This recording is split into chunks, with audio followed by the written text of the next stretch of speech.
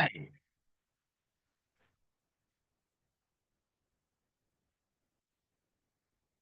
how y'all doing? Hey, mom now.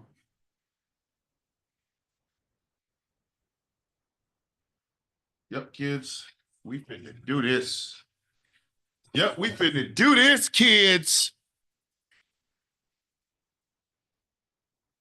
We finna do this, kids. Oh, yes. Let's see. I already know it's not gonna happen, but might as well try. Yes. Yes, shall be a chairs. Oh, snap. We done it now. We done it now. I think we have pissed off the chicken gods. Don't ask me why. I don't know where that came from. So don't nobody ask me. Do me a favor and just don't ask me. Where did the chicken god thing come from, Thomas? I don't know, man. I don't know. I don't know. I don't know where the chicken god thing came from. So please don't ask. I don't know. Okay.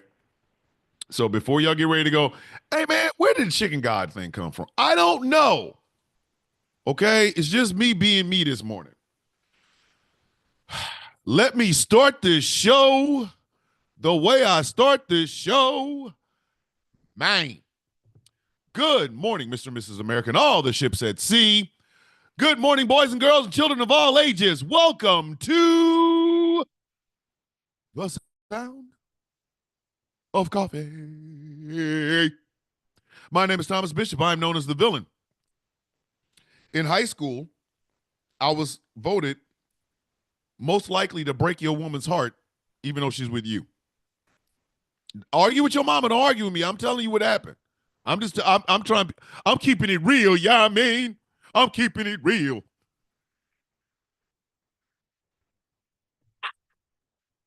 I'm on my bullshit this morning, y'all. Um, this show is brought to you in part by Glitterwix. Go to glitterwix.com. Pick up some merchandise and candles from some of your favorite content creators, like yours truly, Thomas the Villain Bishop. Go over to glitterwix.com. Tell London I sent you. This show is brought to you in part by Smooth California. I have a package from Smooth California coming. So I will be able to tell you how incredibly great their products are. And I also have a script coming. So there's that, you know. But go to smoothca.online. And finally, this show is brought to you in part by Melanated Excellence, a celebration of the melanation. You do not have to be melanated to be a part of the celebration. My manager, Huma, and I run the shop. You will find some really great stuff over there. Go to melexcellence.com.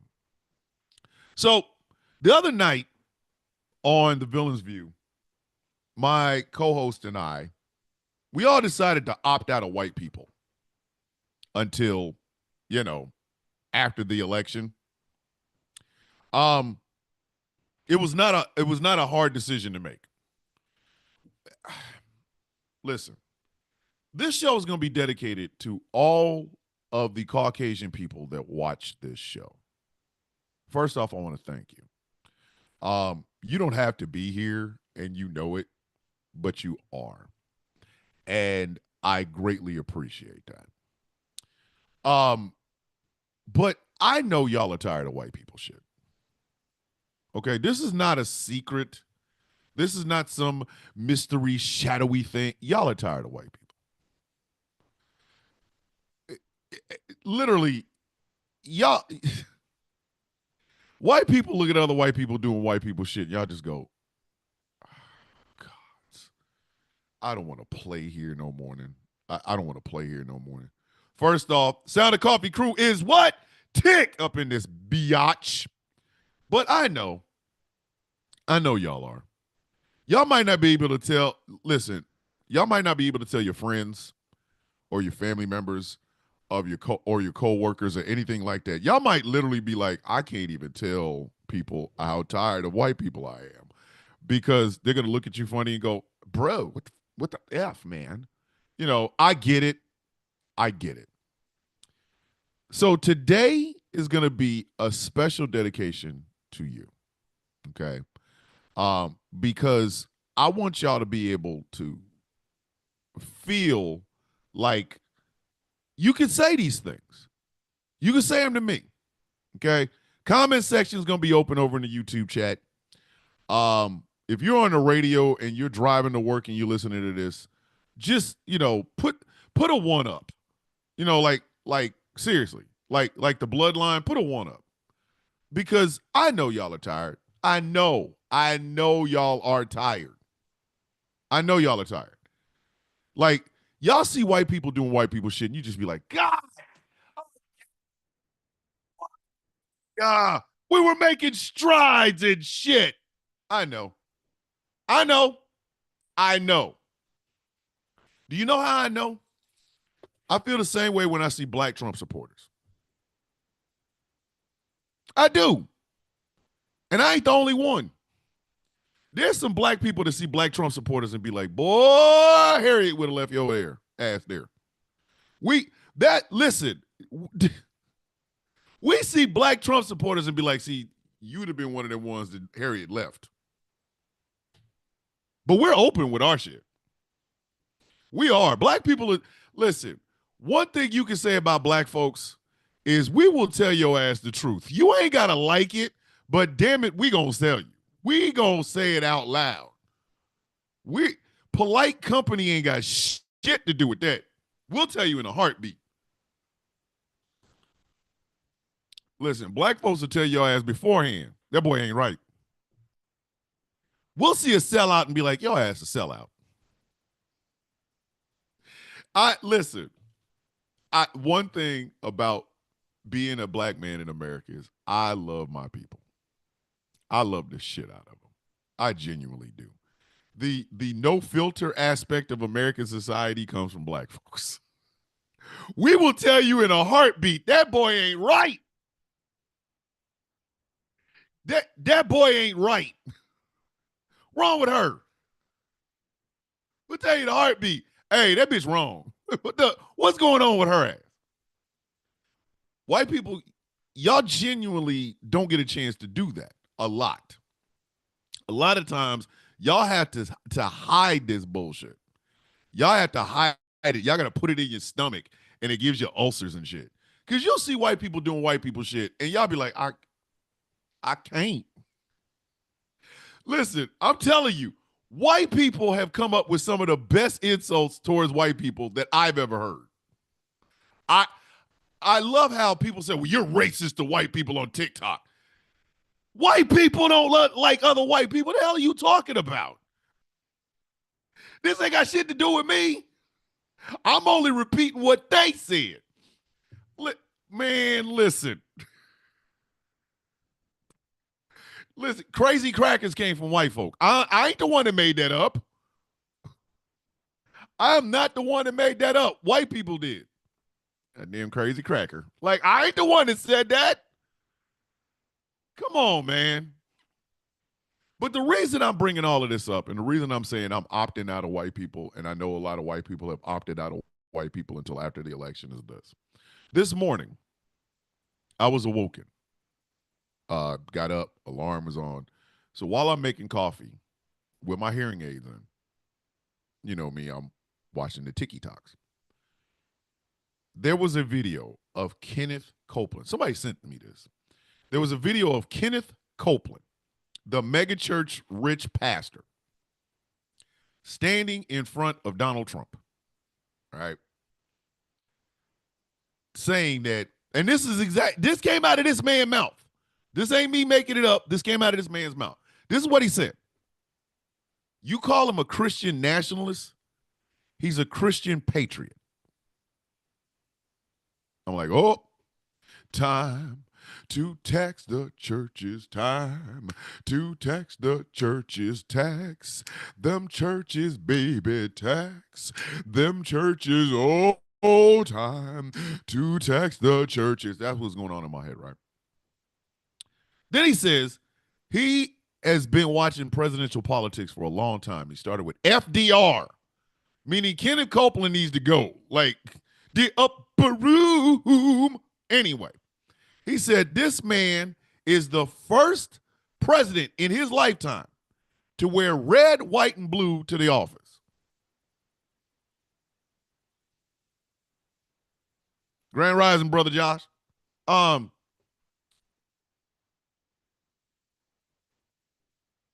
That somehow makes him patriotic. That he wears red, white, and blue to the you know, France has a flag that's red, white, and blue too, right? Maybe he's the French president. The fuck? What is that? England. England's the flag of Great Britain is red, white, and blue. What? Kenneth. Upper room. Anyway. And then Kenneth said that's why he models his suits after Donald Trump. Then he said he kept his campaign promises and blah, blah, blah. At that point, thank you, Jeff. Thank you in the chat. Liberia has a red, white, and blue flag, you simple son of a bitch. What?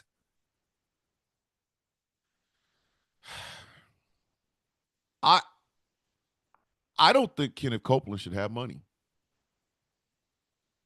I don't. Does that make me a socialist? Probably. I will own that. Puerto Rico's flag is red, white, and blue. Stupid son of a biscuit eater. Russia, Thailand. Y'all listen, keep giving me color, keep giving me flags with red, white, and blue in it, please. But it made me think, because this morning was going to be all about Tax the Church Tuesday. And that might actually start being a reoccurring thing, Tax the Church Tuesday. We just find religious people doing abnormal bullshit, and we just say, hey, tax the church. But I wanted to talk about this entirety of Caucasianness in America and how I'm going to put it this way. Nobody in America is going to say being white is a bad thing. We're not. Just like every single black person does not blame every single white person for slavery. We don't. We know that there are. Now, if you go back in your history and you find out that you had slavers in your family, then you know. Then you like, okay, I got to make damn sure that I'm not part of that legacy. Okay, not a problem. Keep it moving, right? But I think more than anything, the white patriarchy and white supremacy that have fueled this country is starting to ebb and wane. And the reason I say that is this: white people are starting to become more aware of white people's shit. They are. White people are starting to become more and more aware of white people shit. And they're starting to understand, hey, now I get exactly why people don't like us. And when that happens, listen, ball game over. Ball game over. You can't keep sustaining this country on that bullshit. You can't. Somebody stop me when I'm telling a lie. Somebody stop me when I'm telling a lie. Okay? We have this idea that America's greatness comes from our freedom and liberty. Have we ever really defined that, though? Have we? Like, is it freedom and liberty to be put upon by a job? Is that freedom or liberty to have to work your ass to death? Is that the freedom and liberty that we're talking about? The freedom to work like a damn near like a wage slave, and the liberty to do it until you're dead. That bootstrap lit up like dead ass. That bootstrap bullshit is what has killed. Do you know how many generations of people, not just black folks, brown folks, native folks, not just Asian folks or Jewish, I'm talking about white people, white Europeans, people whose descent are the descendants of white Europeans who started this country. How many generations of y'all have lost family members and they never achieved that American dream shit? How many? How many? If you are a white working class person, it is almost guaranteed that you come from white working class parents who had white working class parents who had white working class parents, and none of y'all, none of you ever achieved that quote unquote American dream. Never. Never. But y'all, year after year, we are sold that shit. Year after year, we are sold that shit. Sold it. It's a commodity at this point. Understand that. It is a commodity at this point. You got to, and this is the thing. White people are sold that they are the only ones that work hard. Let me tell you how that screws you in two ways. Number one, the first way it screws you is that it gives you a level of superiority that will blind you to your actual environment. It will blind you to it. You can't pay your rent. Price gouging in supermarkets and gas stations is screwing you over. You can barely afford groceries. You can barely afford gas. You are working twice as hard at your job. I don't give a shit if you sit at a desk like I do and type all damn day. You're working twice as hard at a job, and these things outside are still happening. You can't afford your rent. You can't afford gas. You can't afford groceries. Guess what? You're not the only person going through it. You're not. There are other people in that same dire straits, but because you were taught that you work harder than all these other minorities and people in marginalized communities, you are not finding solidarity with people across this divide. You're not finding solidarity with the black man in the projects working his ass off, or the single black mother in the projects working her ass off. You're not finding solidarity with the migrant worker in the fields, or cleaning, washing dishes, or cleaning up hotel rooms. You're not finding solidarity with them. You're not finding solidarity with the native man and the native woman that live on reservations that have never really been taken care of, and they're working their asses off. You're not finding solidarity with them. So who's fighting with you? Who fights with you? When you see that these situations are happening, and you know you cannot be the only one, where's the solidarity? Where's it at? You don't have any. Because from birth, you were taught that you were better, you were working harder than these people. They're on welfare, they're on food stamps, they're on drugs, they're taking money and shit like that. You don't even find solidarity with them. You don't. You do not find solidarity with them. And the second way it screws you is this. As long as you can chase that dream, reality never sets in. Never sets in. So you are blinded, literally blinded by a lie that makes you work harder. You are a hamster. You are a hamster on a hamster wheel. And you're chasing this little dangly ball, you know what I mean, called the American dream. And you're running. Ball don't move, but your pursuit does. And you will run on this wheel until you die. But the mythologizing of what whiteness has brought us into this country is what's killing a lot of white people. So when a guy like Kenneth Copeland, who is a megachurch pastor, stands up and endorses somebody whose ideals and life you do not agree with, when he endorses them, guess what he just did? He now took another pillar of your life, being your faith, your religious faith, and threw it right into the same meat grinder that you've been running against all your life. That's a tough ass pill to swallow. That is a tough ass pill to swallow. And unfortunately, too many white people keep falling for it. You understand?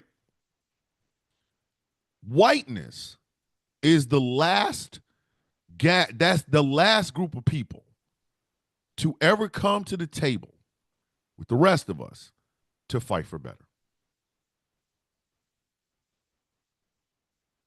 Unions, remember when unions were segregated? They were. In a lot of unions that exist today, they did not want to stand in solidarity with black and brown people. It's truthful. Truth. Look at where unions are today. Imagine if they had literally said, hey, I don't care if you're black. I don't care if you're brown. I don't give a shit. We are fighting for better. All of us. We are all in this together. So let's clasp arms and get this fight going. Could you imagine where we would have been right now? But we've always had to wait. The rest of us who are fighting for a better tomorrow have always had to wait on our white brothers and sisters to get the hint. And a lot of them have. Don't get me wrong. I am not knocking all white folk. I want everybody to understand this. I'm not. There have been a metric ton of white folks who have finally gotten the message and said, hey, shit can't work. We can't keep doing this. Some shit got to change, bitch. I'm over there with the change people. Let me go over here with change. I ain't playing with this bullshit no more. Metric ton of white folks have become accomplices in this struggle. And to you, I say solidarity and salute. But we have to change this shit. It's still there. It is still there. Kenneth Copeland flaunts the erosion of the separation of church and state. He flaunts this shit. That man is literally, every time he stands his stupid ass up in a pulpit to talk politics, he is putting his penis on our foreheads going, separate church and state from this. Every time. Every time. We need people to stand up in the public square and say evangelical Christian conservatism is a direct violation of church, the separation of church and state. We need to. Greg Locke is another one. Swaggart's son is another one. Jimmy Swaggart is another one. These people are able to get away with the shit that they're able to get away with because, number one, I'm telling y'all right now, please understand this. Get it out the way so that it doesn't feel, so the sting does not sting you later on in life. The American news media is not going to help your white, black, or brown ass. I said what I said, and I ain't taking it back. The American news media is not going to help your ass. Because every news organization in America is owned by somebody with money. Jeff Bezos owns the Washington Post. They're done. There is a billionaire owner of the Los Angeles Times. It's done. The New York Times has a billionaire owner. It's done. USA Today has a billionaire owner. It's done. Rupert Murdoch owns Fox News. They've been done. There's a rich owner for MSNBC. They're done. I'm telling you, if a billionaire or somebody with money owns your favorite news organization, you are not going to get any news that's worth a shit out of them. I'm telling you this. You better be prepared. Listen, I know They call the New York Times the gray lady. That bitch don't give no. You know what I mean? The gray lady don't give a shit about your ass. What is it? The tagline for the Washington Post. What is it? Something dies in the dark. They didn't drown that bitch. They've drowned that bitch. What is it? Democracy dies in the dark. They have drowned democracy, and they are now currently sticking their fingers in the asshole of democracy after it's been drowned. It's done. Cooked like dinner. My beloved hometown, Kansas City Star, I believe is owned by a billionaire. Shit's done. It's a wrap, B. It's a wrap. So the American news media is not going to give you the shit that you need to understand. This is where critical thinking and research comes in. Okay? Because stupidity is, I'm going to try to find a way to, stupidity is filth, foreign filthing right now. Hard. Stupidity is the most virile son of a bitch on the planet. If stupidity is touching something you care about, whatever you care about is going to get pregnant with a stupid-ass child. Argue with your mama, don't argue with me. I'm telling you right now, whatever you love, if stupidity gets its hands on it, it's going to get pregnant, and that child's going to be a dumbass. I'll give you an example. Comics. I love comic books. I've been collecting comic books since I was 13 years old. I have over 5,000 comic books in the barn right now. My office. I call it the barn. My grandkids named it that, so I call it that. The barn. In the barn right now, I have over 5,000 comic books. Right? Over 5,000. I am a big collector of DC and Marvel comics. Okay? DC Comics and everything that's connected to it is owned by Warner Brothers. Warner Brothers Discovery is ran by David Zaslav. David Zaslav is a billionaire. David Zaslav don't give a shit, so it ruined comics. Marvel Comics is owned by Disney. Disney is ran by a billionaire. Disney will bastardize every single thing I love about comics to make enough money, to make more money off of an MCU film. Therefore, Disney has ruined comics and ruined Marvel Comics. If a billionaire has his finger in it, it's screwed. I'm telling you this. So it is imperative. It is imperative that people get smarter about the shit they have going on. But this is where white folks need to step their game up. Be willing to take down the shit that makes you comfortable. I made a video on TikTok. It is literally pinned. It's called Comfort versus Right. And I've said this in that video. I will say it again.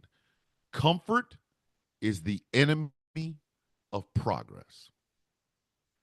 Comfort is the enemy of progress. My wife and I were talking about this on I take my wife to work every morning, right? We were talking about this. My biggest fear with this upcoming presidential election is this. White women. White women. Because a large majority of white men are going to vote for Donald Trump.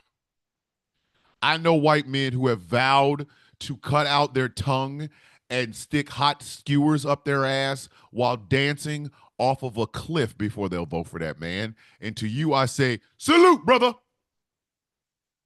But a large majority of white men are going to vote for Donald Trump. And the only reason they're going to vote for Donald Trump is because he makes them feel comfortable. That's it. They don't give a shit about nothing else. They enjoy mediocrity. They lather it, they slather it all over their sandwiches. It's called mediocrity mayonnaise. They don't give a shit, right? A large plurality of black folks, and I'm talking about a large ass plurality of black folks are voting for Vice President Harris. We're going to show up and show out. Sometimes we got to pop out and vote for her. That's what we're going to do. Okay? That's known. A large plurality of Latino people are voting for Vice President Harris. A large plurality of Native and Indigenous people are voting for Vice President Harris. A large plurality of the LGBTQIA plus is voting for Vice President Harris. Okay? So the odds are stacked. All right? It's stacked. It's a battle here.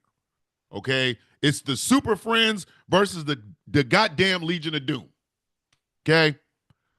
Who stands in the middle? Who is it that's on that bridge that could turn the tide and give it to the Super Friends? White women. White women.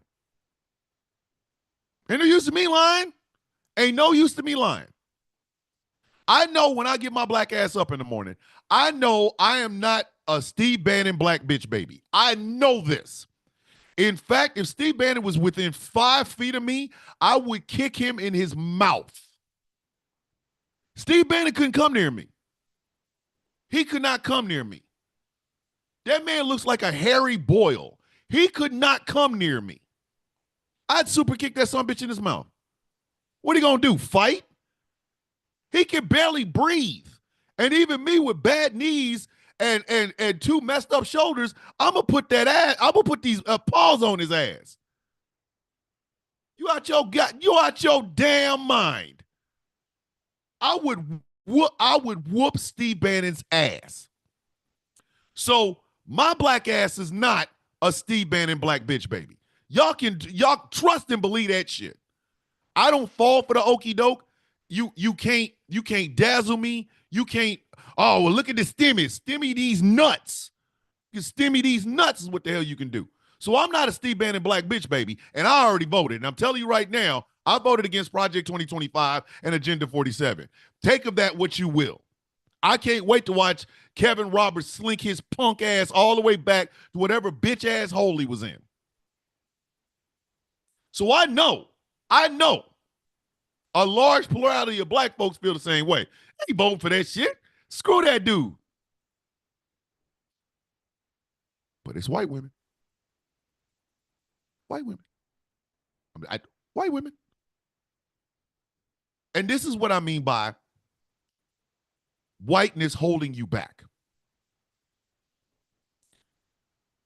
If you don't like abortion, don't have one.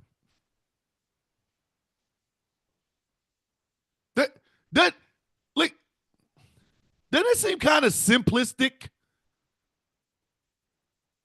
If you like being mounted like a stallion and you want to push babies out until your coochie flaps is going, then do it. But don't tell another woman she has to do it.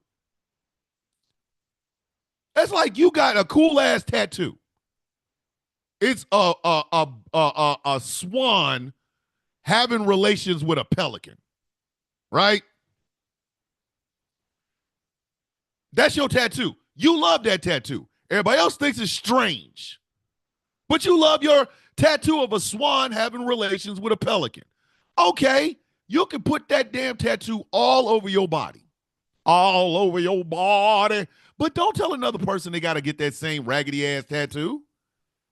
Maybe people don't like pelicans. Maybe people don't like swans. Maybe people don't like swans and pelicans having relations. You can't tell them to go get that same raggedy ass tattoo. If you don't want an abortion, don't have one. Like, no, I don't like gay marriage. Then don't marry a gay person. What am I gonna do? What am I gonna do? It is a live and let live kind of mentality. In certain instances, yes, we should be in solidarity. When we're fighting for better pay, everybody should be on board. When we're fighting for universal health care, everybody should be on board.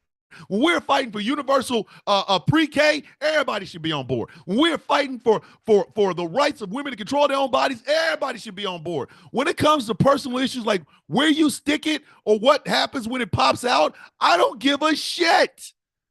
I don't care. I don't care. Let me tell you about the sex I was having with my wife. I'm begging you not to. I'm so begging you not to.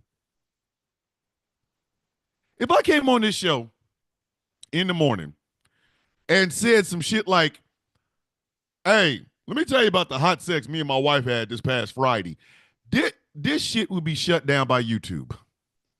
TikTok would cancel this bitch out the moment I let that fly out of my damn mouth. Let me tell you,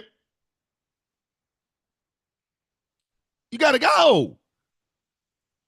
In matters of the heart or lust, I don't need to know. I don't need to know what a trans woman does in a bathroom. That ain't my damn business. So long as they do it in the toilet, I don't give a shite. Don't care. My lack of F's is disturbing up in this bitch. Like, but we got to keep acting as though these things are something we should talk about. Wedge issues is what's killing America right now.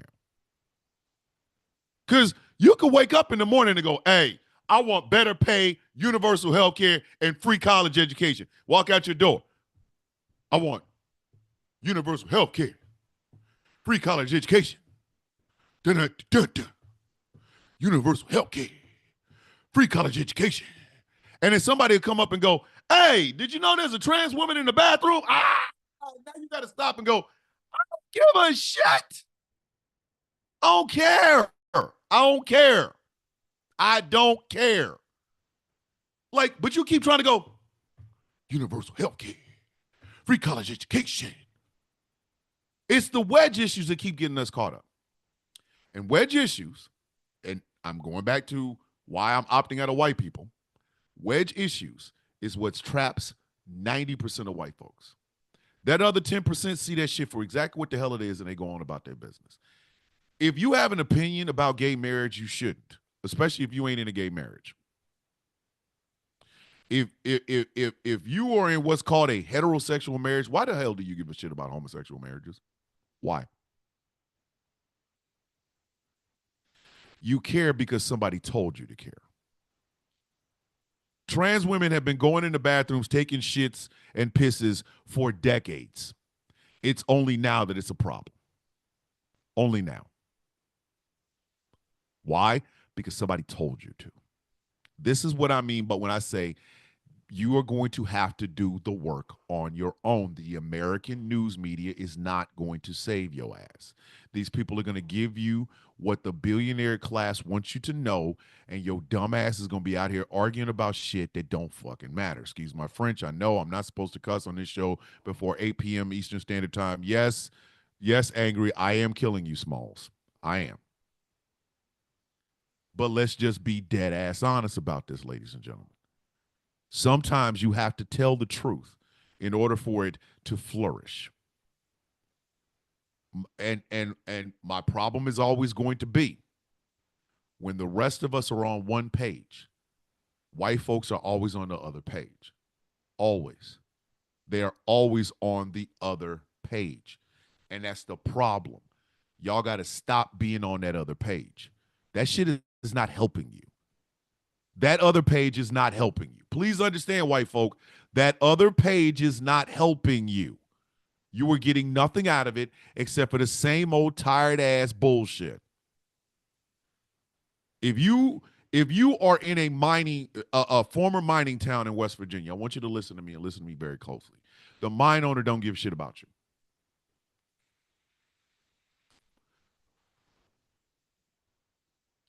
The mine owner does not give a shit about you. Never has, never will. He don't give a shit. If you take your ass down in that hole and die, the only thing he cares about is how much coal did you get out of that hole before you croaked down there.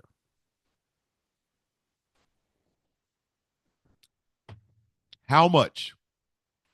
The mine owner don't give a shit about you. So you can let go of that small town values of hard work and dedication. Your boss don't give a shit about you. You were walking your ass into that mine to die. You are in the same economic stratosphere as the garbage man in Chicago. Because the garbage company don't give a shit about his ass either. He don't. And the problem is you keep separating yourself from reality. That's why wedge issues are easily, it's like shiny shit. You walking in the land of black and white and you see some, ooh, shiny. Same thing. Same thing, fam. Same thing. I keep trying to talk like Uncle Damn. Same thing, fam. I'm mad that Uncle Damn talks like that. I'm pissed off that Uncle Damn talks like that. Hold on. We congratulating Jeff? What did Jeff do? What did Jeff do? Ass is too blind to realize they're the canary. Thank you, Dave. Thank you. Whiteness is killing y'all ass. Whiteness is killing you. You are putting whiteness above your humanity.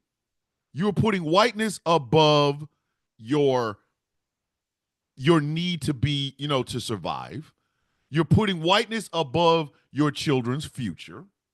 You're putting whiteness above the idea of solidarity. You're putting whiteness above the idea of diversity. If I had a cloning machine and I could clone myself, you ain't getting but 2 more copies.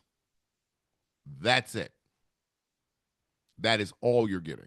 You're not getting a world full of me. I don't need a world full of me. I wouldn't know if there was a planet with 9 billion versions of my damn self, it'd be the quietest, loneliest, horniest planet you ever seen in your damn life. Eventually, we'd be screwing each other.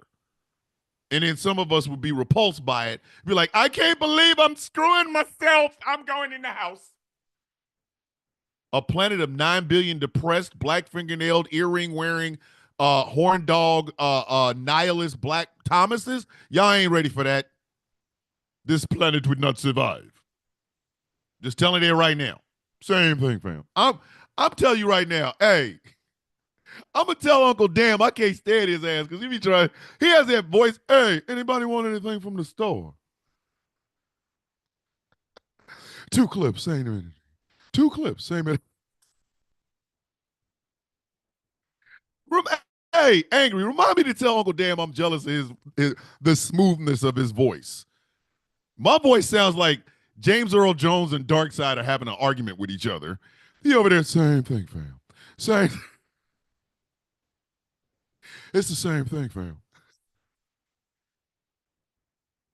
I'm going to tell Uncle Dan about himself like, hey, man, you in that damn voice, dude. Can't stand your ass. Like Uncle Dan would say Boap a little bit differently. It's Boap, fam. Damn, it's Boap, fam. Same thing, fam. Yeah, Angry, remind me to tell Uncle Dan how jealous I am of the smoothness of his voice. I don't have that. My voice is smooth if we were talking about, like, I don't know, sandpaper. That video he did with the Passport Bros pissed me off because it was like, same thing, fam. Holding on to a bottle of coconut butter, cocoa butter lotion, about same thing, fam. Same thing. Same thing. Matter of fact, if you turn it over, same thing, fam. I can't stand here, man. Hey, you're right. I'm asking, hey, man, I need you to put the same thing, fam, in a note or a clip, like so I can use it later on. Same thing, fam. Same thing. Anybody want anything from the store? That man sound like Uncle Dan sounds like a smooth Al Green. Like if Al Green's singing voice was just talking, that's what Uncle Dan sound like. Hold on, no. See, listen. This is the thing about Dave the Viking. All right, And I give Dave a lot of shit for being beautiful, but Dave, I love Dave the hell. I love the hell out of Dave. I want y'all to understand that. I love the ever loving shit out of Dave the Viking. I do. But here's the thing about Dave the Viking. If you're not ready for that voice and that hair,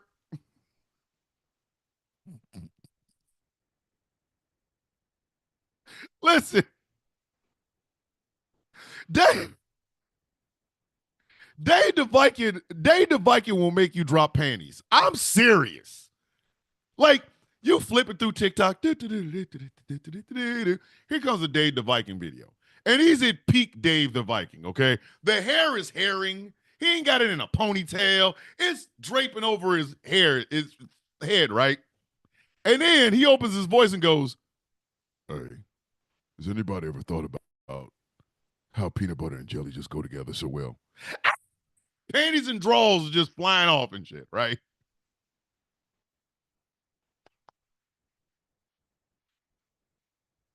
And I give Dave shit. I do. I'm not gonna lie. I give Dave the Viking a lot of shit because I feel like Wesley Snipes and he is Christopher Williams is New Jack City.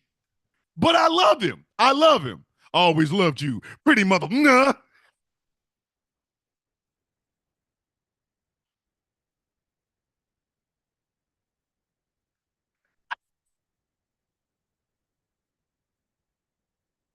Like a reverse.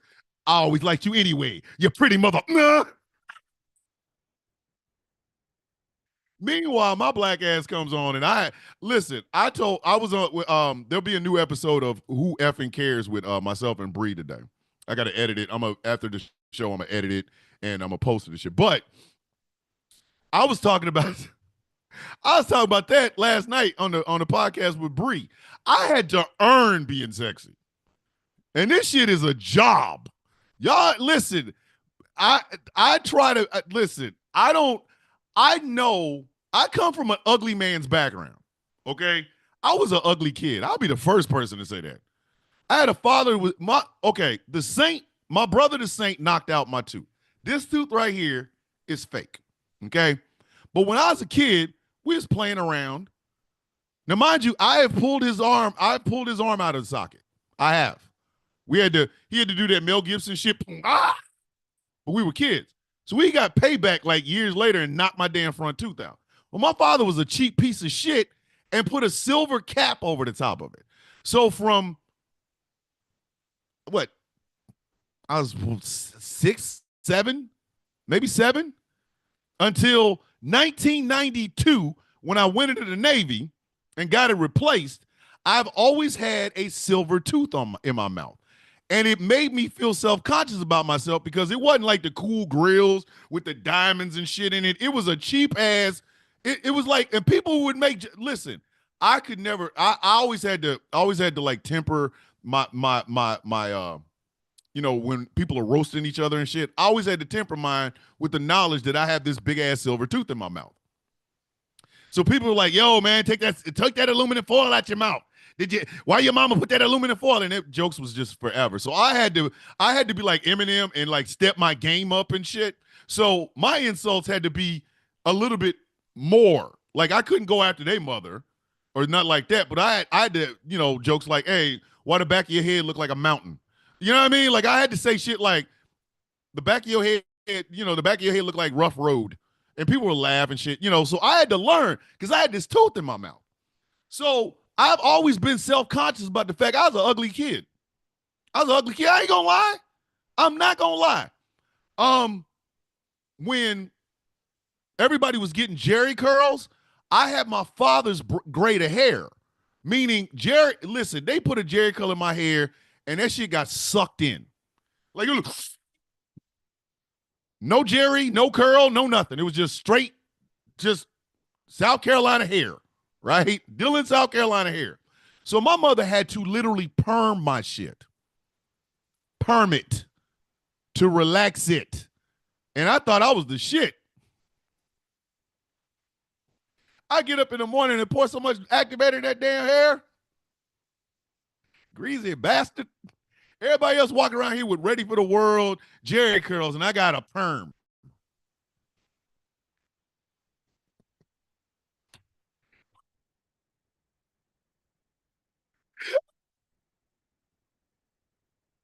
Yo, Chaos King, come on, man. I look like Jaws. It was only one. Yep, Mr. Marco Silvertooth, the new Marvel. Same thing, fam. Same. So I realized I had to earn my sexiness. I did. I got to earn this shit. Like the gym was not working, so I ran track. Like I never played football because I wasn't trying to get hit. Couldn't play basketball because the dudes on the team, like what I mean, I couldn't shoot for shit. I had to learn how to be under the basket. I was the tallest kid in my day, one of the tallest kids in my neighborhood. So I had to learn how to be under the basket. I was Shaq before Shaq, and so I've always been self conscious of my looks. So I had to earn my shit. The tattoos, the body sculpting. That's years in the military. I was the funny guy, so I had to make sure I was funny. You know what I mean?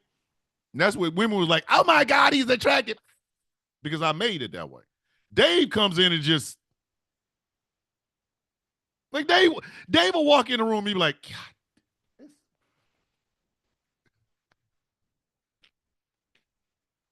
So I give Dave shit. I do.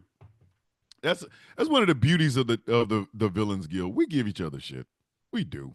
And we okay with it. We okay with it. You know what I mean? Like we're fine. We're okay with it. It's cool. We give each other shit. We're like, hey, Dave, you're a beautiful son of a bitch.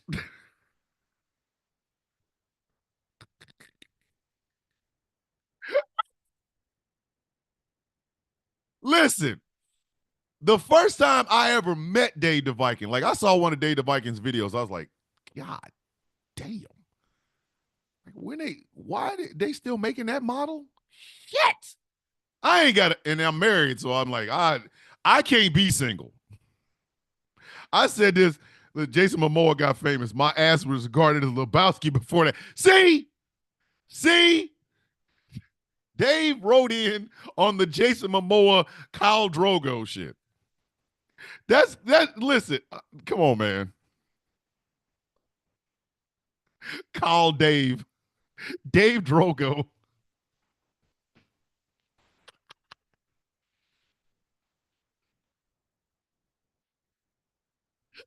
Dave Drogo.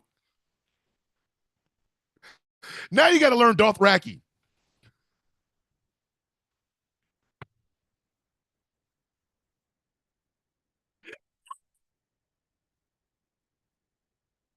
Listen, if Dave ever makes a video where he is speaking Dothraki, I'm getting off TikTok. I can't compete. Let him cut. Listen, Dave. See, there he goes. See, this is our friendship. This is what brotherhood looks like, ladies and gentlemen. Okay, this is what brotherhood looks like. Dave and I riffing off of each other. Dave is probably going to end up dressed up like Khal Drogo for Halloween because I just suggested it. There you go. This is what brotherhood looks like. We give each other good and bad ideas.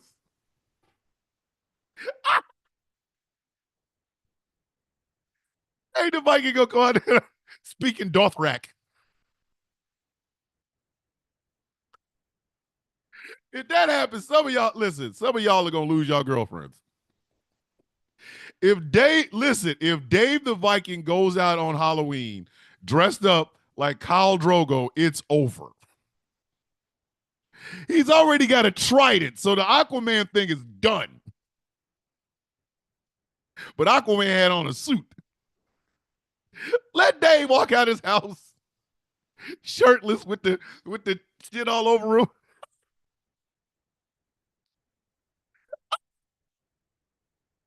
It's a wrap. It's a wrap. Y'all, listen, cancel Christmas. Cancel Christmas. Some of you dudes about to be single. Oh, you single.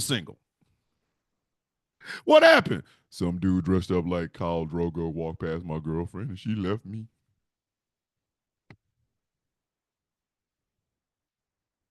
And see, there's no equivalent for me. I can't be dark wrathy. I can't. All Darko, it does not exist.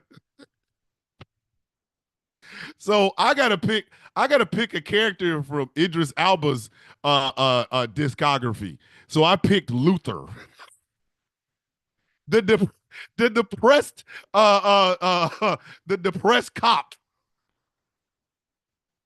walk around in a rumpled trench coat, a pair of jeans, keep my hands in my pockets. Oh shit. Yeah, that's gonna be my costume. I'm going as Luther. Who's that? Just watch the show and you'll understand what I'm talking about.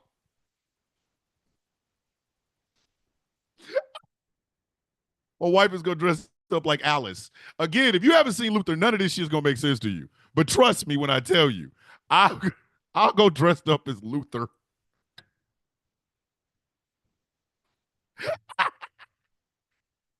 He's sexy, but we can't even keep him here. He always wants to go hit off himself. Hell no, no, Dave. I listen, no. I got a gut. I ain't playing with y'all. Let me reset this damn show.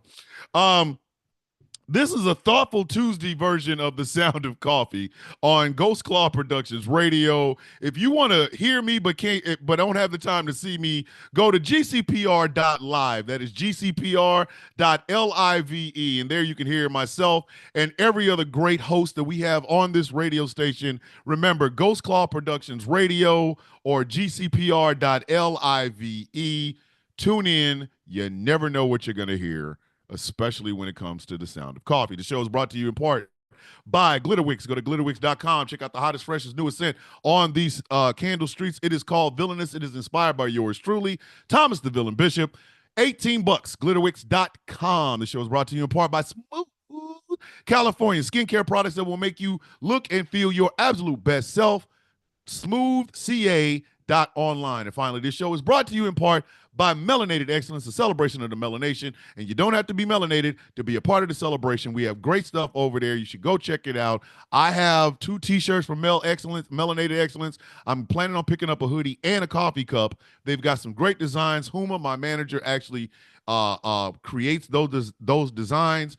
It is a fantastic thing. melexcellence.com. Now, I'm gonna call this a coffee break.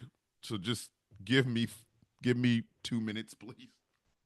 Everybody just admire Dave's Khal Drogo look. Dave Drogo.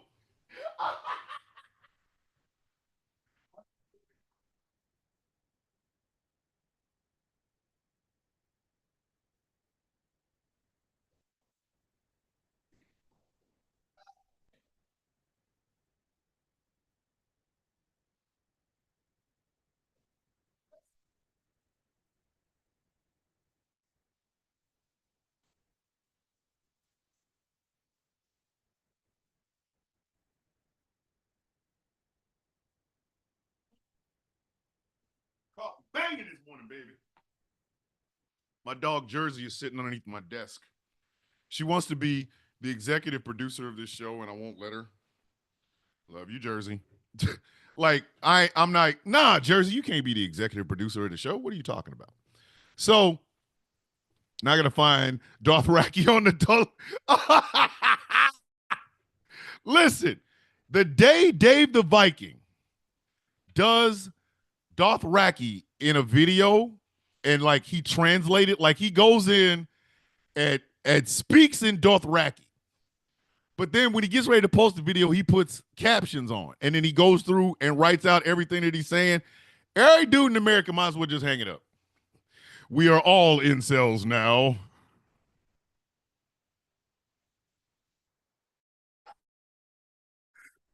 Sable flu. This is the crazy part, though. It's back to what we were talking about. Do you know how much fun you can have when you don't have to adhere to those bullshit standards? It's so much fun. It really is. When you let go of the goofy shit, um, the ideas that you were raised with, that goofy shit, when you let that shit go, do you know how much fun you can have? You can really have a great freaking time. This is why when people tell me I'm racist to white people, I laugh in their face. It's like, no, I'm not. I literally have studied white people my whole life. I know when white people are having a good time, they let everything go. Y'all remember those videos of the old people, those old white people dancing? They're like, I ain't got shit else to lose. My Social Security is paid up. The wife and I are living in Boca. I'm letting go. They got what else they got? What else they got? They don't have to worry about their boss saying something. They don't have to worry about losing their job or being quote unquote canceled. I'm having the time of my damn life. I'm wagging penis in everybody's face. Everybody can get it. When you let go, shit is so much better. It is. Like, you can have jokes and don't feel like they're attacking you. The reason people got so pissed off at that jackass over at the Trump rally is because that was a specific joke. He's in a room full of people that are not Puerto Rican, making jokes about Puerto Ricans. He found one black guy with a hat on and, hey, instantly go to watermelons.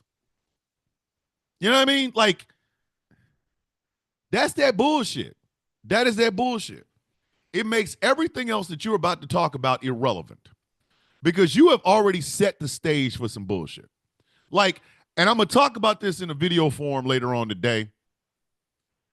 In Vancouver, Washington, and I forgot what city in Oregon, ballot boxes were set on fire.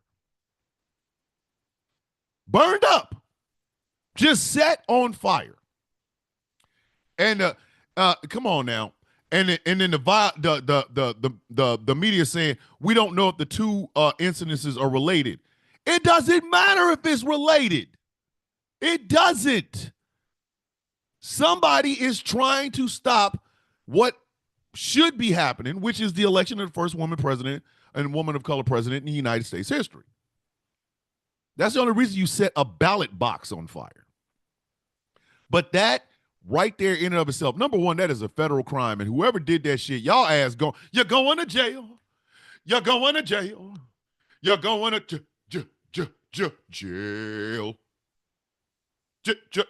Jail. Where you going? Jail. Where's your next address? Jail.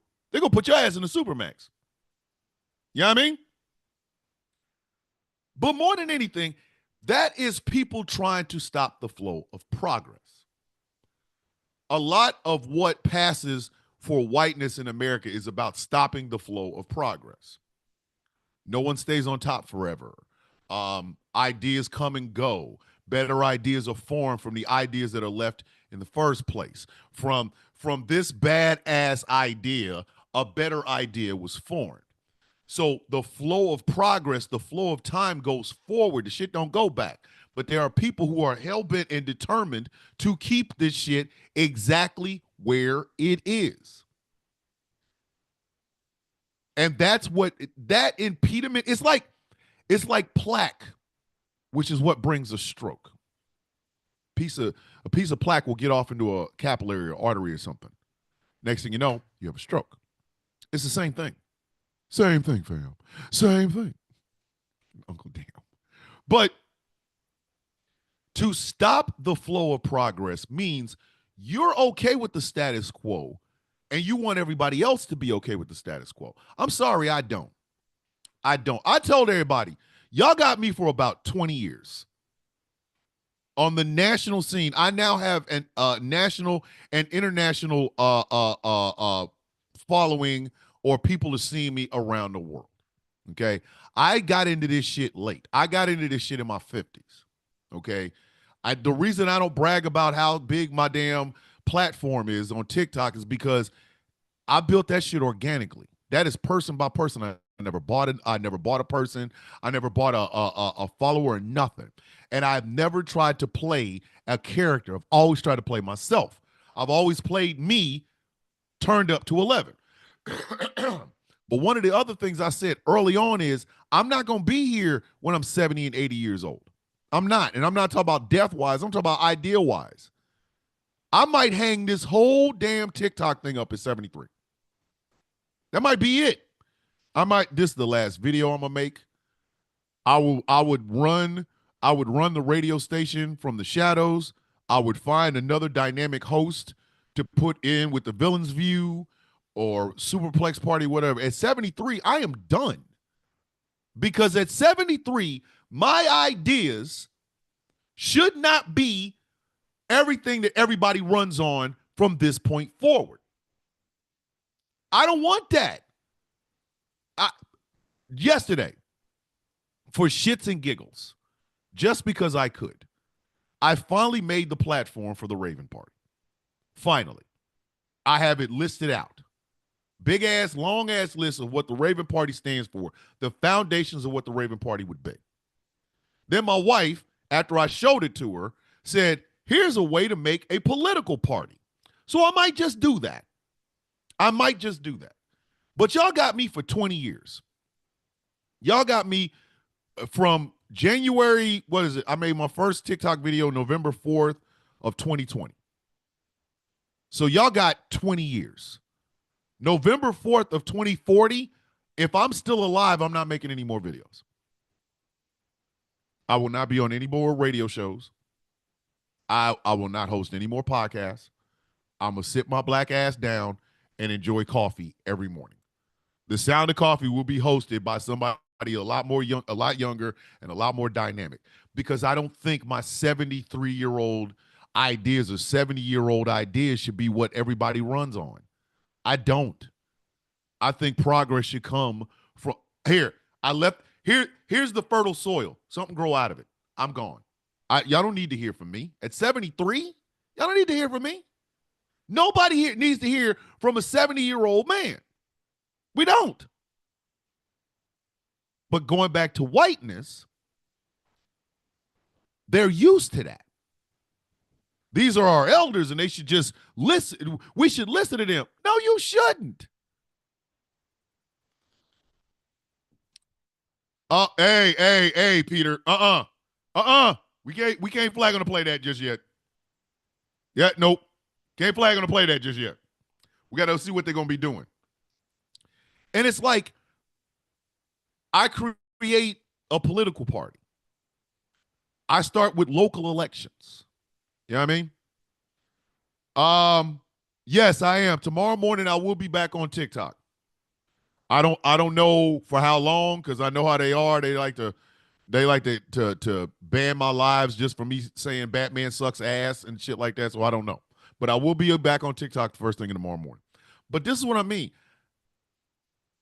If I create a political party, and here are the foundational rules of it, then once it's all in the system and we start getting candidates that believe in everything that we're talking about, that shit can run on autopilot. I don't need to be the president of the Raven Party. Or if I am, it'll be just like the presidential term. 4 years and I'm out. Or no, 8 years and I'm out. That gives me enough time to establish the Raven Party as a serious political party. We find candidates that adhere to what we are talking about. We try to find donors and things of that nature that adhere to what we are talking about. The party runs on its own. At 8 years, I am done. I'm out. I don't have to be there.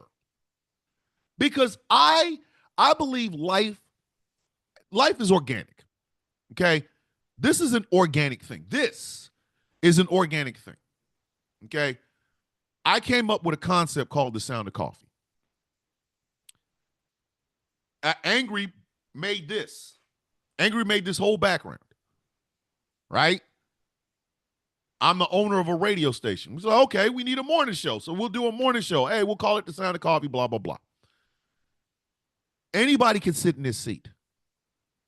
Y'all, literally, anybody can sit in this seat. Hey, it's the Sound of Coffee featuring, I don't know, Dave the Viking, in his Dothraki outfit for 2 hours. Dave could sit in his chair. Tiger Bomb could sit in his chair. DT Bro could sit in his chair. Anybody can sit in this chair. The show is still there. You make laughs, you get people informed, you give a shout out to the sponsors, blah, blah, blah. You keep it moving. A political party like the Raven Party would be something that I would want to be sustained by other people, younger people with more dynamic ideas, people that are ready to lead. We keep it to where the Raven Party becomes one of those political parties that's on the stage with the Republicans and Democrats, and there's the Ravens. You know what I mean? It's like Democrat, Republican, Raven Party is over there in the middle in the third. Giving people an opportunity to hear what it is that the Raven Party stands for and how these issues that we believe in can be translated into legislation. We start local. You know, a Raven Party dog catcher, Raven Party city council person, Raven Party mayor, Raven Party state senator, Raven Party state congressman. Maybe one day we have a Raven Party governor. And that Raven Party governor, gets so many things done that they're saying, hey, we want you on a national stage. We think you should become president. Okay. A Raven Party U.S. congressperson. I represent the Raven Party. There's several other members of the Raven Party. This is, like they have the Congressional Black Caucus. They'd have the Raven Caucus. A Raven senator. U.S. senator from the great state of so-and-so. I represent the Raven Party. And then maybe one day we will have a president.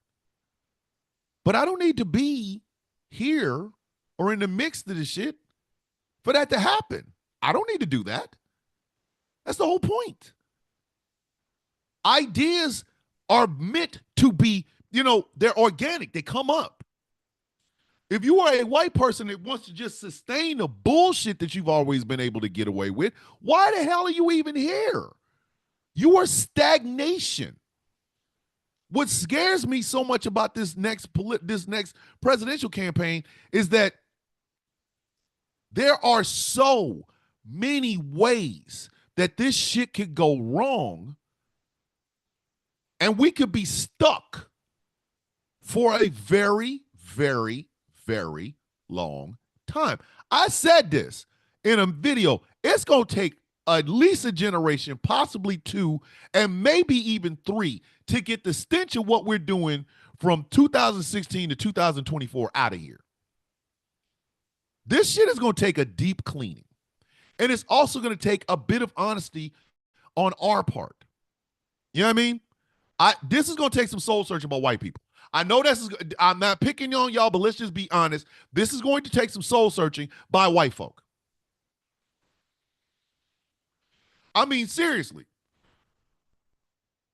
It's going to take soul searching by white folks. You are going to have to look at, from the founding of this country until right now. You are going to have to ask yourself, are you the handmaiden of atrocity or are you the opposition of it? As a black man, and I'll tell you how this works. As a black man, I had to ask myself, am I going to reject the hypermasculinity that has been fed to me, that has been taught to me?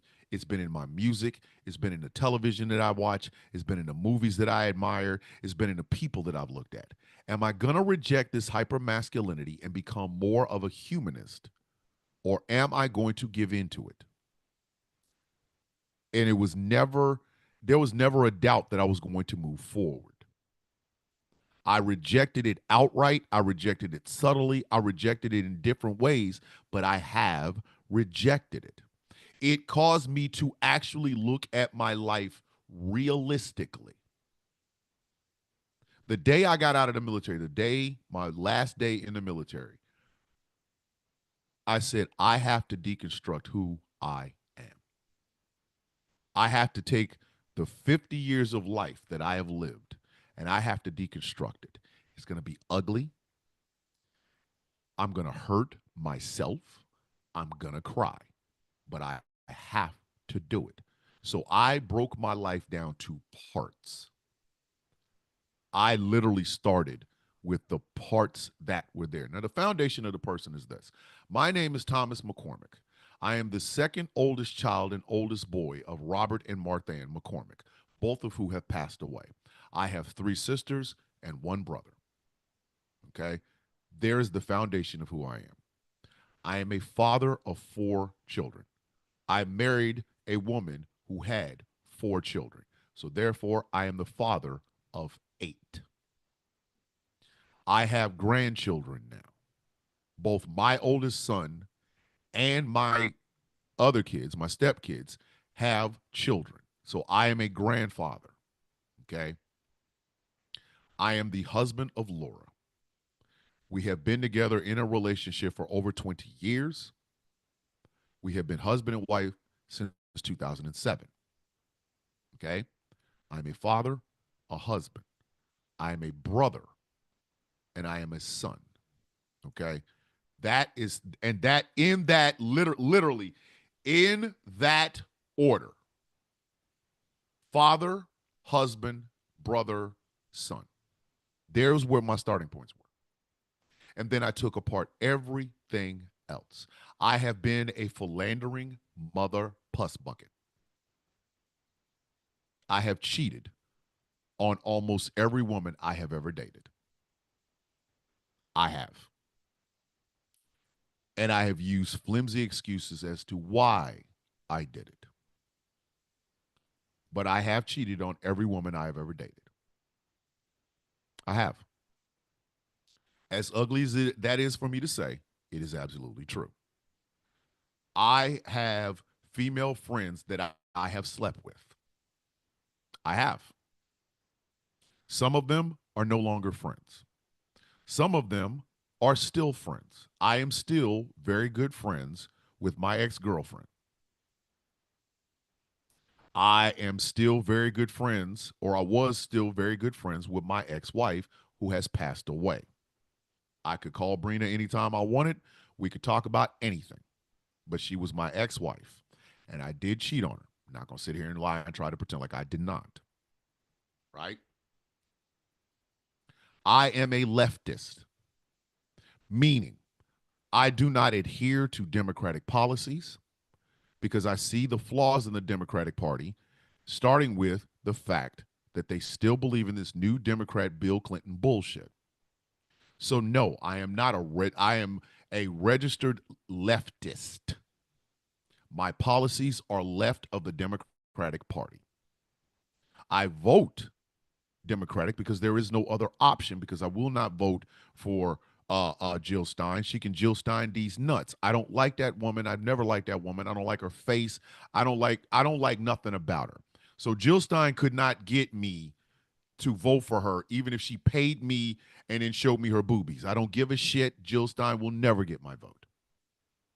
The entirety of creating a political party of my own, the Raven Party, was because of people like Jill Stein, who is a cicada. We only see the bitch every 4 years. See what I'm saying? So my policies, my politics are left. Very, very, very left. I am a militant atheist, meaning I see the flaws in every single religion. There's a friend of mine whose name I won't bring it up, but she's a very good friend of mine. I love the hell out of her, but we disagree on this, vehemently disagree on this. I do not see a difference at all whatsoever from any religion. I see them all as a Ponzi scheme, every single one of them. I think religion has done more damage on the planet Earth than anything else even created, and that includes nuclear weapons. It is always mutually assured destruction when religion gets in the middle of anything. Now, does that mean I don't want you to worship or have your religion? Absolutely not. Me being a militant atheist is for me, not for you. I will tell you in a heartbeat, faith is a beautiful thing. Spirituality is a beautiful thing. That is you as a person having a relationship with the creator, with your creator. I will never ask you to sacrifice your religious faith to be around me, to talk to me, to be anywhere near me. My good friend Dottie, who I've known for over 30 years, I consider Dottie my sister. She considers me her brother. Dottie is a dyed in the wool, born again Christian. She knows how I feel about it. I know how she feels about being a Christian, and I have never once knocked Dottie. She is my sister. I would drop everything I'm doing right now if Dottie ever needed me. So I am not in any way, shape, form, or fashion telling you that you have to you can't be around me because you're religious. I'm not saying that. What I am saying is this: I don't believe in this shit. I don't. Okay? I truly, honestly, with 100% believe in I love, respect, and defend black women. That is a unequivocally off bat. You cannot say shit about black women in my presence without me getting up in your ass. I mean that. Oh, well, you're married to a white woman. Yes, and my ex-wife was black. The mothers of my children are black. My grandchildren are black. My stepchildren have black mates. I am a black man in America. And disrespecting a black woman in my presence will get you effed up. I don't have to date a black woman or be married to a black woman to love, respect, honor, and defend black women. That is a stance I have made. I do not care if it's not popular. I do not care how many men call me gay because of my earrings and my fingernails, which I will get to in a minute. I don't give a shit. I defend black women even when black women aren't in the room because that is what I do. Unequivocally. There is no ambiguity about it. I love, respect, defend, and try to uplift black men. I am doing what I am doing right now to show black men that there is a different way to be. You do not have to live with that hyper masculinity bullshit. You don't. You can be unique. You can forge your own path. That is what I am doing. I stand as an example, not as the example, but a example of what a black man can and should be. Any damn thing he wants to be. You do not have to give into hypermasculinity. You do not have to give into hypersexuality. You do not have to play the buck. You do not have to play the thug. You do not have to play the criminal. You do not have to play the baby daddy. You can be different. I am living proof of this. I do not in any way, shape, form, or fashion hate white people. I want white people to let go of white patriarchy and white supremacy. I want them to let that go. It has killed generations of just your family. Yours. It has killed generations of your family. Holding on to it has never done you any good. Holding on to that bullshit has never done you any good. Believing that you work harder than everybody else is bullshit because you know other people work hard as well. Holding on to that idea of freedom and liberty when nobody's ever defined the shit for you is killing you. Your gun will not save you. Your waving of an American flag will not save you. You are slowly dying like your daddy died, and your granddaddy died, and your great-granddaddy died, and your great-great-great-granddaddy died. They all died under this idea of white superiority and white patriarchy. You need to break from it. That is what I am here to remind you. You are not just a white man. You are part of a tapestry of diverse human beings on this planet. There are 9 billion of us. 9 billion people on the face of the earth. Holding on to whiteness is not helping you become part of the human tapestry of this world. You are being closed-minded day after day. Your worldview is narrowing not expanding. You will find in these places that you have been told you are better than, that there is culture, there is love, there is respect, there are things you have never seen, there are places you've never gone, there's languages you've never spoken. To hold on to simple whiteness is killing you. It kills you mentally. It kills you emotionally. It kills you educationally. It's killing you financially. It is killing you medical wise. It is killing you. And you will die having passed that same bullshit to your children. You are literally saying, I'm here to protect children, but you are not even protecting them from the one damn thing that is almost assured to ruin their life, and that is the idea of white folks are better than. If you teach your child that you live in a diverse world and that you should accept, not tolerate, accept that diversity for what it is, try to build within that tapestry of that diversity. If you teach your child that, you give your child, that little white European kid, you give him a world in which for him to explore, for her to explore. But when you narrow their mindset, you literally kill them spiritually. You kill them from ever being able to ask for help, to be in solidarity with people that are trying to get things better, not just for them, but for everyone. You kill that within them. You start off by destroying your child's dreams. That's what you do. Whiteness is going to kill you one day. I do my damnedest to be an accomplice in this world. An ally is a title you give your damn self. It's just like a guy bragging that he has a big dick.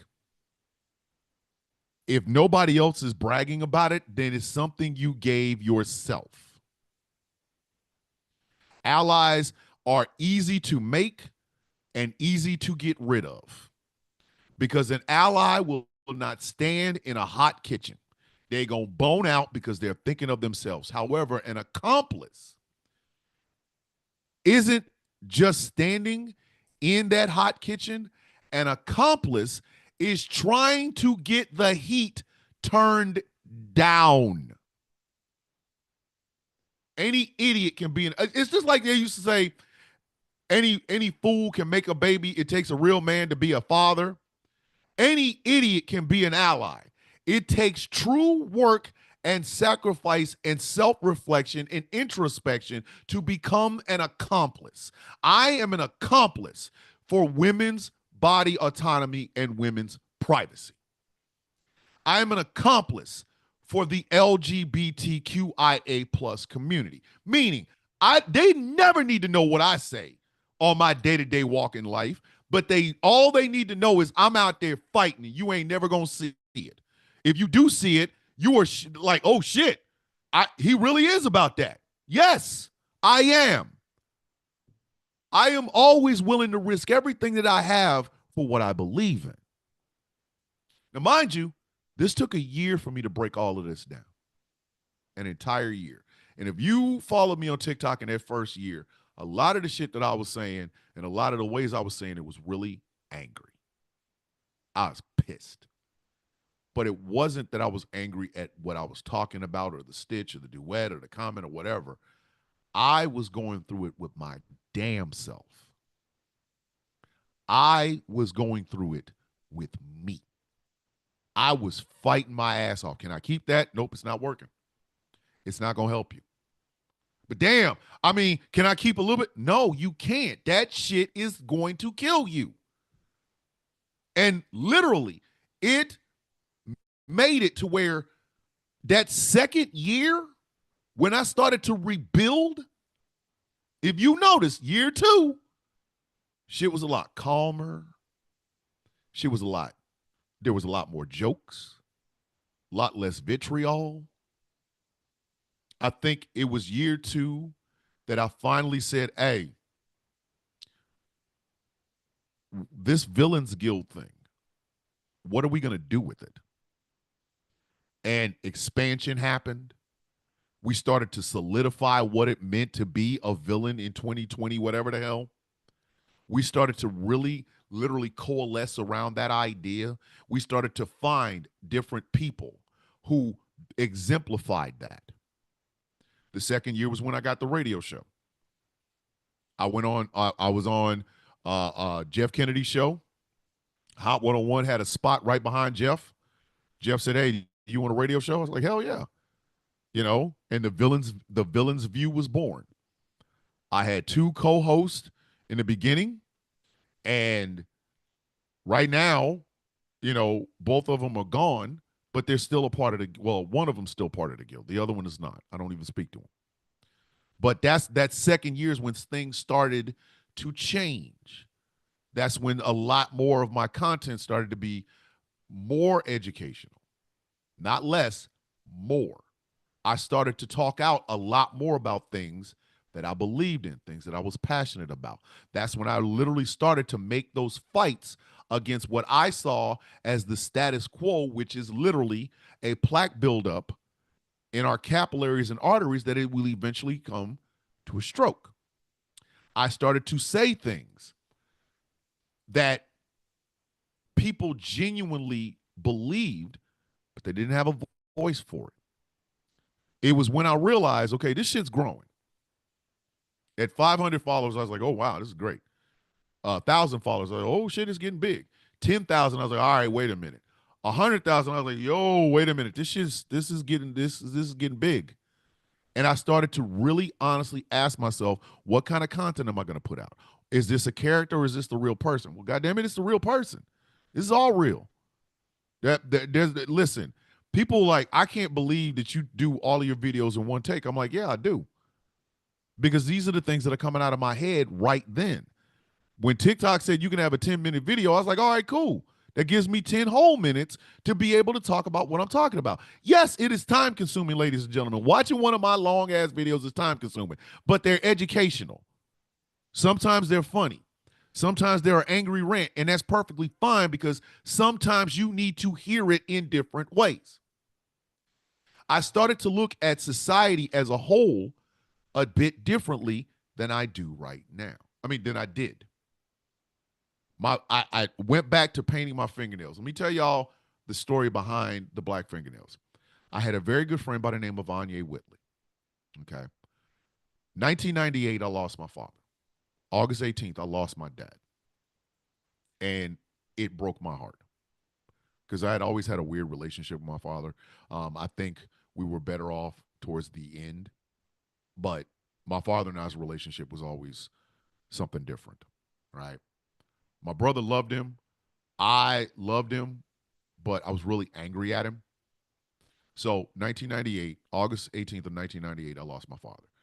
The next year, 1999, I lost my mom's little brother, who had always been like a surrogate father to me. And he was one of the major influences as far as men are concerned in my life. Then a couple of weeks after that, I lost a family friend who I considered an uncle. A couple of weeks later, he died. So I'm already reeling from 3 major deaths in my life. But my father died of cancer. My uncles died of cancer. My third uncle died of cancer and diabetes. So I'm already reeling. I'm already in my feels because I have lost 3 of the biggest influences as far as black men in my life are concerned. The template, the nurturer, and the realist. Those are what I consider my father, my Uncle Bubba, and my Uncle Morris. Right after that, I'm talking about a couple of weeks after my Uncle Morris died. Anya Whitley, my friend. I always said it was an accident. I always say it's an accident. She killed herself.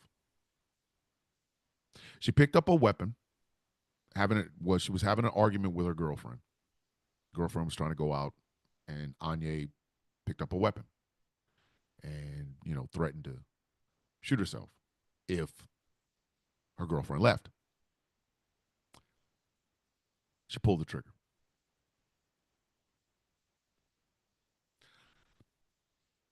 Anya lived 4 hours after that.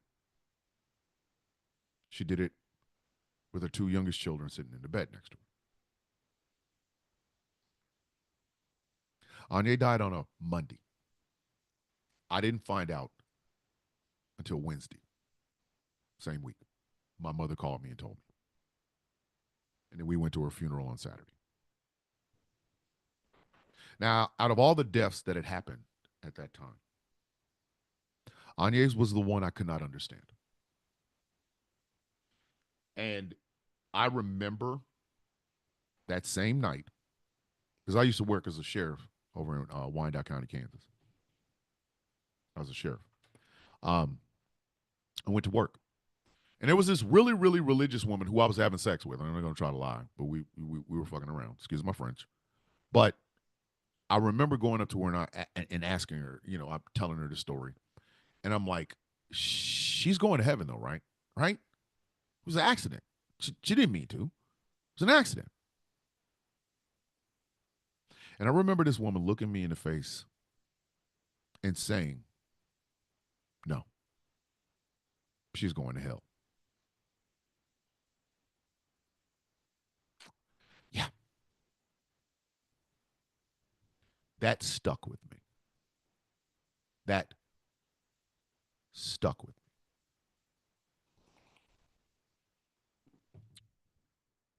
And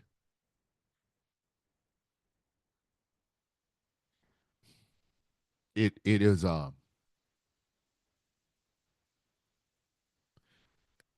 it was a wound. One of the deepest I've ever had. It put me in a very, very, very dark place.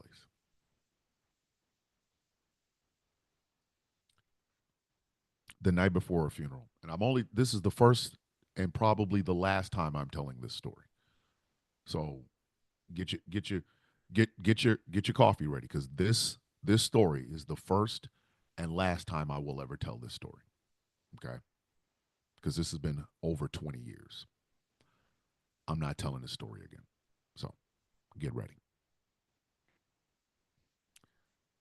So I found out on Wednesday that Anya is dead. I had the night off on Friday for my job. I just got paid. I had something like $900 in the bank. I remember pulling out $200. I go home. I clean up my apartment, just clean it up spotless. Fold up all my clothes, make sure my bed is made. I go to a bar in Westport. Westport is a entertainment district in Kansas City. The plan was this. I was going to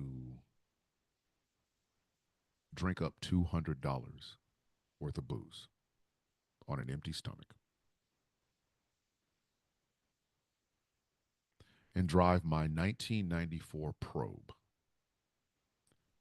into a wall of a CVS a block away from my apartment.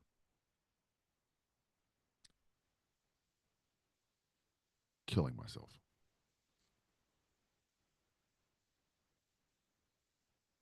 That was the plan.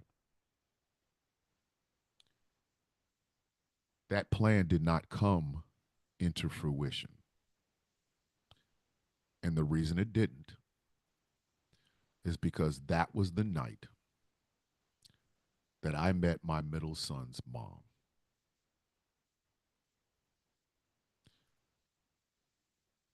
And she would not leave me alone. She sat at the table, a table where I have 10 drinks in front of me. I'm in the booth closest to the door. My car is parked 10, 15 feet from that door. Every indication is giving, I don't want to be bothered. I am literally wearing from head to toe black clothing, black turtleneck, black dress pants, black socks, black dress shoes, wearing a pair of black sunglasses in a dark ass club. I'm giving every indication that I don't want to be bothered, and she sat down and would not leave me alone. So I couldn't drink. She kept talking. A fight breaks out. The club starts to get really just like, it was a big ass fight. It wasn't even a small fight. It was like 5 or 6 dudes fighting in the middle of the damn. They knocking over the DJ booth and shit like that. So I gotta go. I had 3 drinks. Darlene, that's her name. She gave me her phone number. I went home. I wasn't even anywhere near drunk. I went home. I cried. I cried my ass off. The next day, I buried my friend.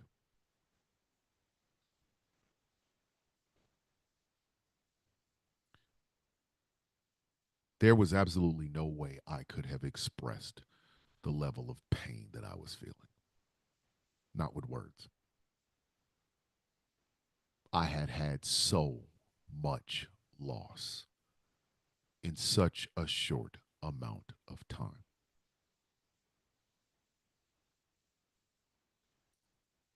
I wasn't prepared to lose somebody to suicide. I wasn't.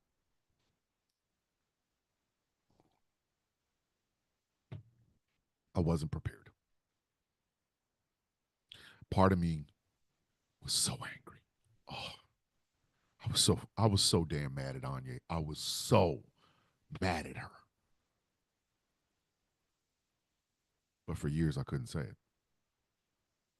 I could say it now. I used to visit her grave like twice a month. Once they got the gravestone up, and it's not big, it's just a little plaque. But I was so angry at her. I wanted to die. My nihilism was born then. My nihilism was born that day, or born the day of her funeral. I bought 2 roses and I put it in her casket. They put a wig on her head to hide the wound. It was awkward looking, just completely awkward looking. But I was in so much pain.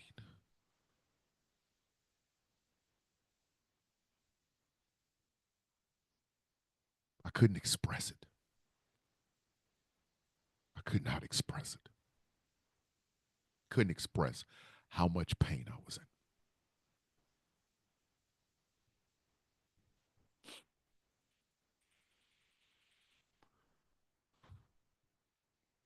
So I had a friend. Her name is Stacy. We're still friends today, but Stacy and I don't talk very much because she's a Trumper, and I don't really have the mood for that. But I was telling Stacy how much pain I was in. I was telling her how much I hated the world. how much I hated myself, how much I blamed myself for Anya's death. And to be quite honest with you, I still do. Over 20 years later, I still do. Still. If I had just been there, if I had just been there. I said, but there's no way for me to express this. I want to carve out my eye. I want to put a scar over my face. I want to bleed. She said, why don't you paint your nails?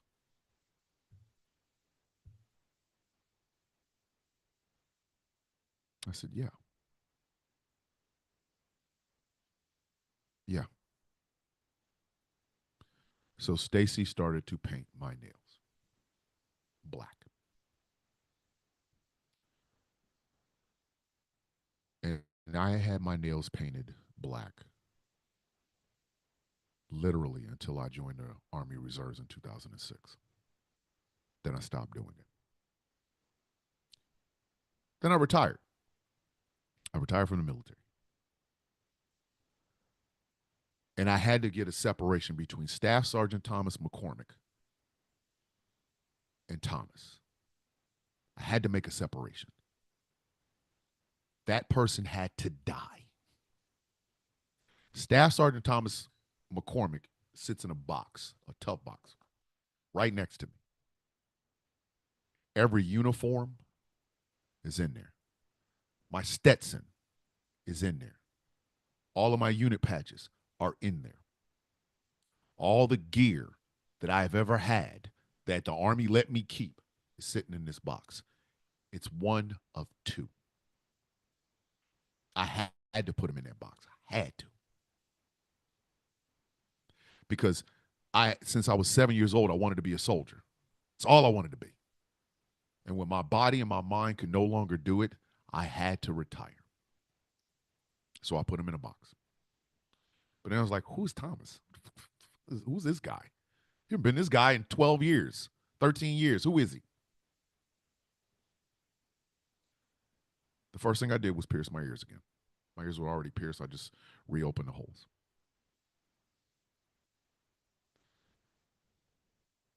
And the second thing I did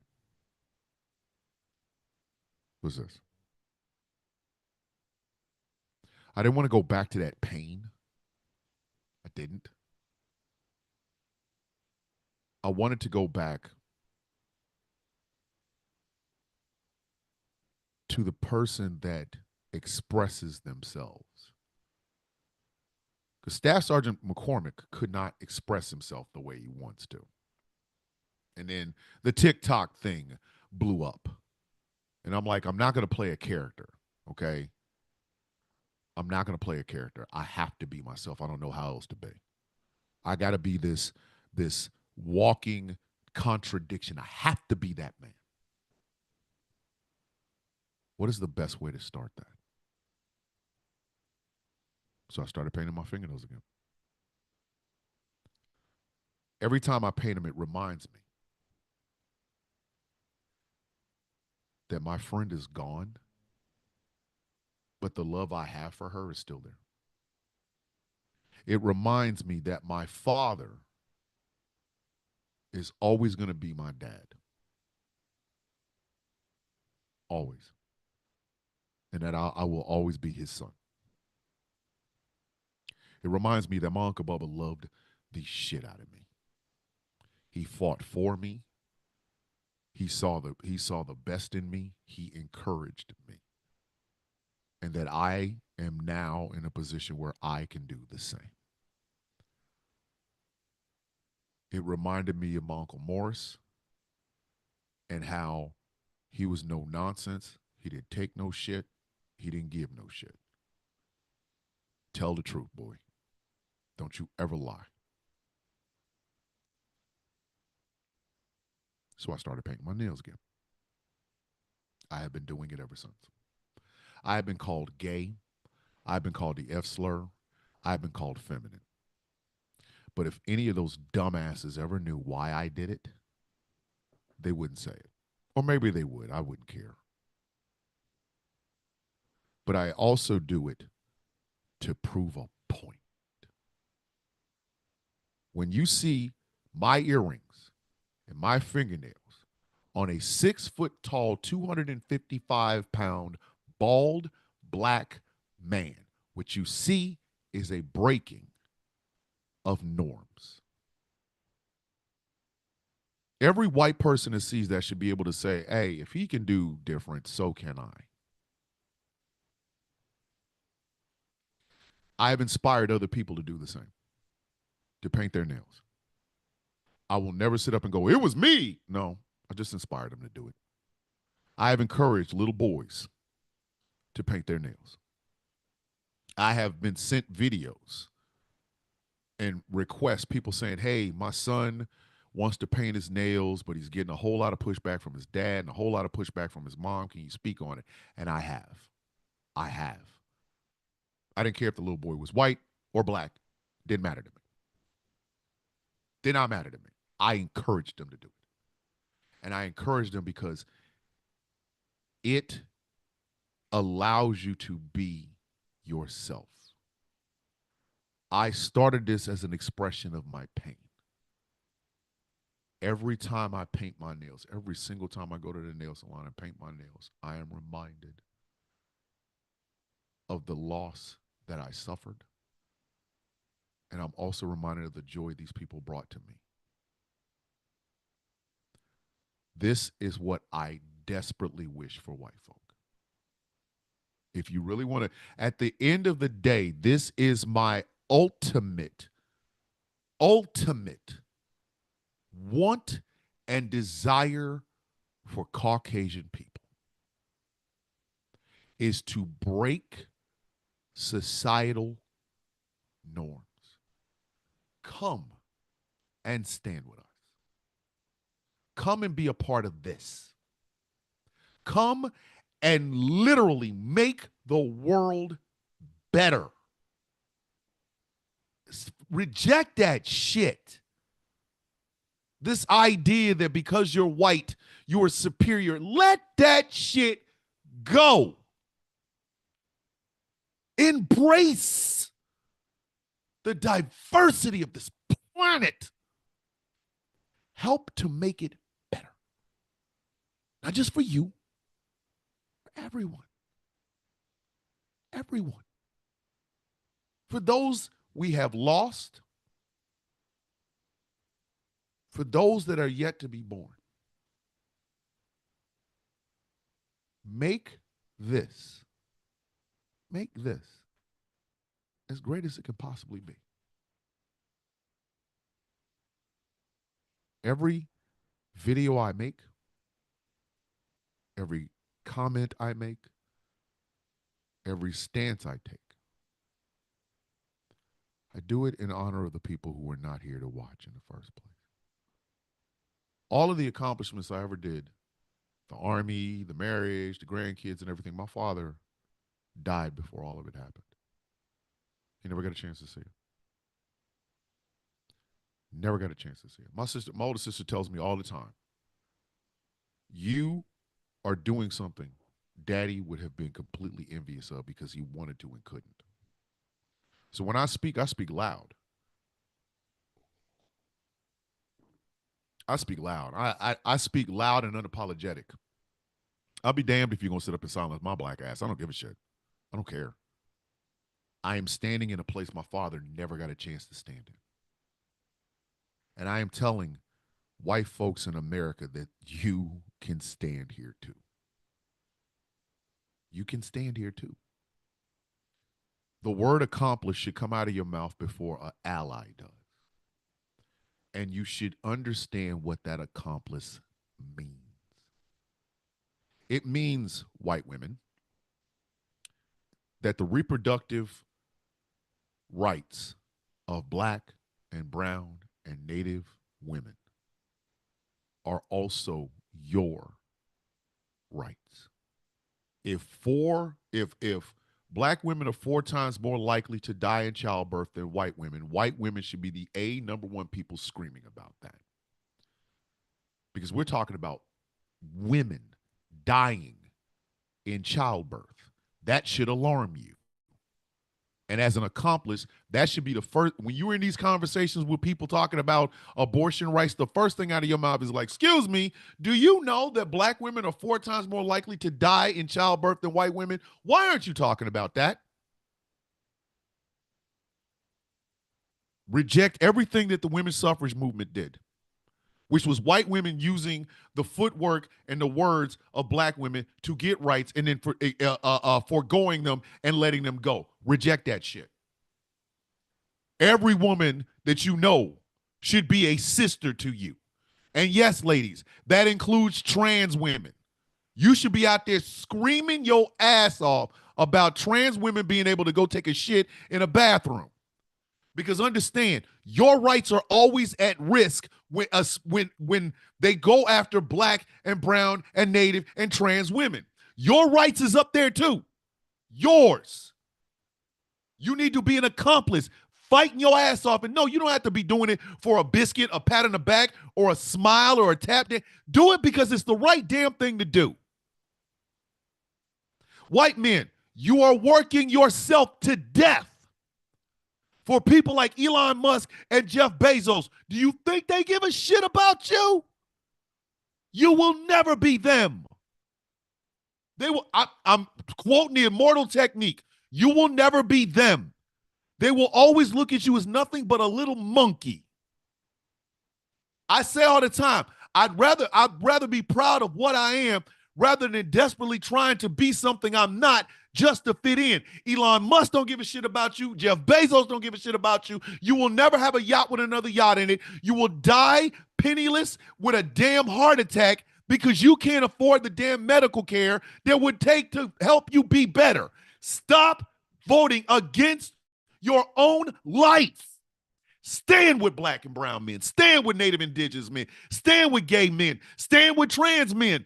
Fight for every man to have better in this world. Reject this idea of white male superiority. Put your damn gun down and pick up your fist and stand with us. Stand with us. We over here fighting our ass off. You are the ones that are holding us back. Get your ass over here with us. If you are a working class stiff, if you come home with calluses on your hands, your feet are tired, your back is hurting because you work one of those rough and tumble jobs, get your ass over here with the rest of us. Stop thinking that you're superior because you're a white man and you go to work. We go to work too, and we're trying to fight for better, and your ass is over here fighting with the boss to keep us all in the same spot. Fight with us or shut up. Reject this idea of white patriarchy. Women can lead. Women can run houses, the state house, the governor's house, the White House. They are smart, intelligent. They have been part of this community. Yes, they bring life into this world. They nurture and they help, but they can also nurture and help everyone. Reject this bullshit. Tell people like Kenneth Copeland, stop bastardizing my faith. Stop bastardizing my spirituality. Get your monkey ass back over to that damn pulpit and try to maybe give some money, some of that money that you have to buy a jet to a homeless shelter. There are men and women that have served this country faithfully and are now living on the damn streets. That should give a fire in everybody to change that shit.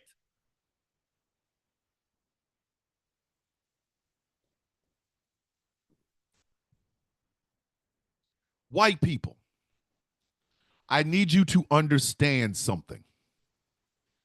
You are more than the stereotypes that they say about you. Your gun should not be the only thing we know about you.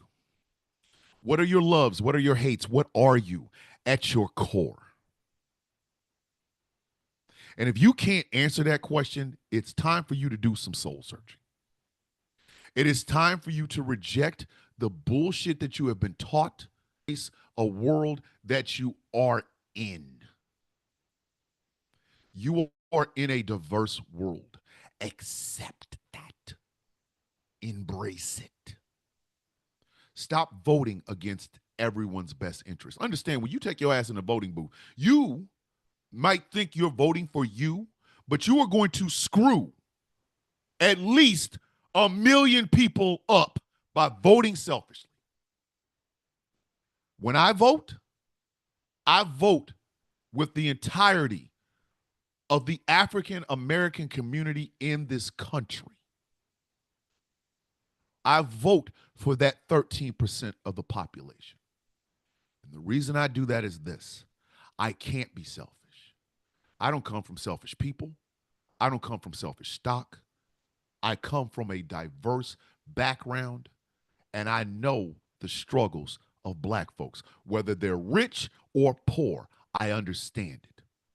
So the time for me to vote selfishly is long past. I have a responsibility to the community that I come from. Every black person, from the lightest of the light to the darkest of the dark, I vote for them. I vote for them to have better education. I vote for them to have a better standard of living. I vote for them to have better health care, better foods. Our neighborhoods are straightened out. I vote for them. White folks always vote for themselves. Take the damn blinders off. Take them off. See the world, the whole world, and embrace it. And start acting and voting accordingly. So, I've been real raw this morning, and I'm sorry. That might not have been what you guys tuned in for, and I apologize. But like I've said all along, I am who I am. There is no there's no ambiguity about me. This is not a character. I'm not a t-shirt. I'm a real MFer. That's what I am. So again, I apologize if that's not what you guys were here for. But it's the only way I know how to be. This is all that I can be, is me. I will continue to fight to get white people to see the truth. I will continue to fight to watch the world become better and not worse. I will always fight against societal norms. And I will do it whether I have a platform on TikTok or not.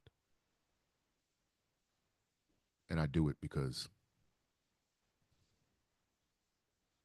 it is what my parents raised me to be. It is what my uncles nurtured in me. It is what Anya saw in me.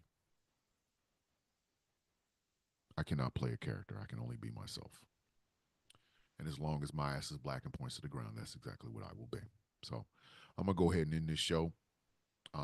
Like I said, I am sorry if you guys tuned in for laughs and hilarity. I tried to give you a little bit of it, but it's Tuesday. I tried to be real. So if you like what I do and would like to support, patreon.com/Thomas the Villain Bishop. Like I said, in the coming weeks, I'm going to start a Patreon exclusive called A Day in the Life of the Villain. Little 10, 15-minute short videos of what it's like to be me and the things that I do. You guys will be introduced to Dem Dogs, Alucard, Jersey, and Bingo. And you will get a chance to see The Office as it's coming about and things of that nature. The barn is coming. So if you want it for as little as $3 a month, you can support keeping the lights on and all of this good content. So patreon.com/Thomas the Villain Bishop. The show is brought to you by Glitterwix. Go to glitterwix.com. They have candles and merchandise of some of your favorite content creators, myself included. Glitterwix.com. The show is brought to you by Smooth California. Skincare products that will make you look and feel your best. SmoothCA.online. And finally, this show is brought to you by Melanated Excellence, a celebration of the melanation, but you don't have to be melanated to be a part of the celebration. They have some great stuff over there. Myself and Huma run that shop. Go over there, check it out, melexcellence.com. I love you guys. Whether you're listening on the radio or whether you are watching me on YouTube or TikTok or wherever, I love you guys. The only thing I want from for all of you, whether you like me or not, is the best life possible. I don't want all of us to be miserable, depressed, horny, sad, nihilistic. I want to see everybody be their best version of themselves, the very best version. Please, please. That's what I am begging. As we say every day, may your day be as sweet as the coffee in your cup. Ladies and gentlemen, this has been The Sound of Coffee. Tomorrow is Why Wednesday. So we're going to talk about the mailboxes or the ballot boxes being put on fire. I'm telling y'all right now. And we also going to talk about that Madison Square Garden debacle of a campaign rally. So Why Wednesday will be tomorrow. I love you guys. Be safe. Be excellent. Be your best. I will be back on TikTok tomorrow. If you want to gift a panel, that panel will be me. Please do so. And above everything else, reject what has been taught to you. Embrace what you don't know, but you will learn. That's my message for the morning. This has been The Sound of Coffee. My name is Thomas Bishop. I am known as The Villain. I will see you guys in 24 hours tomorrow morning, 8 a.m. Eastern, 7 a.m. Central. I love you guys. Be safe. Have a